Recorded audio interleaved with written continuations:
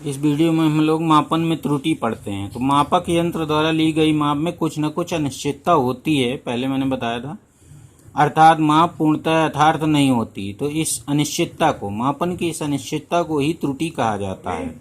त्रुटियों को दो भागों में बांटा गया है। एक क्रमबद्ध त्रुटि या व्यक्तिगत त्रुटि, सिस्टमैटिक एरर बोलते हैं, और दूसरी जो त्रुटि है वो यादृच्छिक त्रुटि अर्थात अचानक त्रुटि, रैंडम एरर कहलाती है। तो अब क्रमबद्ध त्रुटि को समझ लीजिए। ऐसी त्रुटियां जो मापक यंत्र में खराबी से उत्पन्न हो जाती हैं। जैसे मापक यंत्र बनाया गया, उसमें कोई मैन्युफैक्चरिंग डिफेक्ट हो गई, तो उससे जब भी नापोगे तो उसमें उसके मेजरमेंट में त्रुटि आएगी। एक कारण ये हो सकता है। दूसरा कारण ये हो सकता है कि उसमें जो निशान लगाए गए हैं वो भी गड़बड़ हो सकते हैं। निशान लगाते समय उतनी लापरवाही कुछ कर दी गई तो उसके कारण भी त्रुटि होती है। तो ये क्रमबद्ध त्रुटियां हैं, और ये धनात्मक व ऋणात्मक दोनों प्रकार की होती हैं। क्रमबद्ध त्रुटियां जो होती हैं उनको दूर किया जा सकता है। अब आगे हम लोग इसको और समझ लीजिए। क्रमबद्ध त्रुटियां निम्न कारणों से होती हैं। तो वो कारण एक तो मैंने पहले ही बता दिया। तो एक तो ये अंतर्गत त्रुटि, इंस्ट्रूमेंटल एरर होती है, वही जो अभी बताया कि उसके बनावट में कुछ गड़बड़ी आ जाए, या अंशांकन सही ना हो, उस पर जो निशान लगाए हैं वो सही न लगे हों, तो इस वजह से त्रुटि उत्पन्न हो सकती है। अपूर्णता के कारण त्रुटि, अपूर्णता के कारण ड्यू टू इम्परफेक्शन। अपूर्णता का मतलब है जैसे कोई व्यक्ति जो मेजरमेंट कर रहा है, उसको मेजरमेंट कर रहा है, उसको ये नहीं मालूम होता कि वो यंत्र किस परिस्थितियों में किस तरह से यूज किया जाता है, तब त्रुटि आ जाती है। या मेन यही होता है इसमें कि उसको ज्ञान नहीं होता, जो व्यक्ति उस इंस्ट्रूमेंट का यूज कर रहा होता है मेजरमेंट उस इंस्ट्रूमेंट से कर रहा होता है, उसको ये नहीं मालूम होता था कि किस परिस्थितियों में यह यंत्र किस प्रकार से काम करता है। वो उसको जो मालूम होता है उसी का यूज कर लेता है, तो इस प्रकार त्रुटि कर बैठता है वो। तो इसको अपूर्णता के कारण त्रुटि कहा जाता है, ना जानकारी के कारण त्रुटि।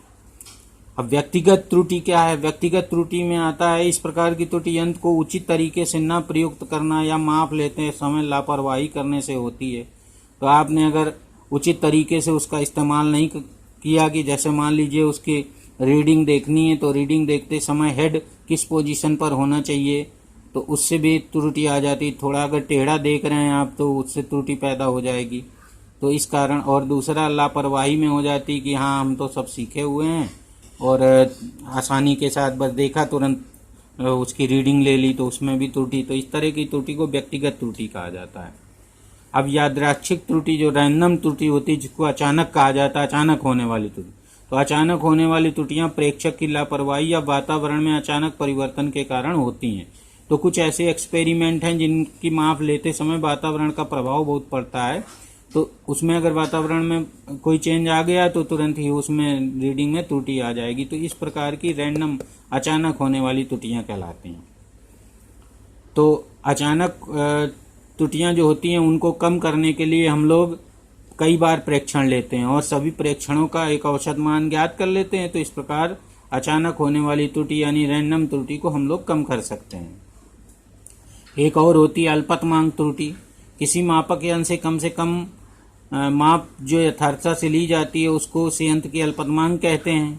तो अल्पतमांक से अगर, अतः इस सीमा तक की माप अच्छी होती है। तो अगर अल्पतमांक तक की माप है तो उसको शुद्धता से नाप लोगे। यदि माप अल्पतमांक से थोड़ी पीछे या थोड़ी आगे है तो उसमें त्रुटि आ जाएगी, और त्रुटि पूरी अल्पतमांक के बराबर होगी, क्योंकि हमें उतना छोड़ना पड़ेगा। जैसे मान लीजिए 2 मीटर स्केल से 2.1 सेंटीमीटर के हम शुद्धता से नाप सकते हैं। अब 2 पॉइंट से थोड़ा आगे है तो हम लोग 1 तक नहीं पहुंच रहे, तो 2.1 हम नहीं कहेंगे, उसको 2 कहेंगे, तो 0.1 की एरर आ जाएगी इस तरह से। तो उसी अल्पतमांक के बराबर एरर आ जाती है, तो उसको अल्पतमांक त्रुटि कहा जाता है।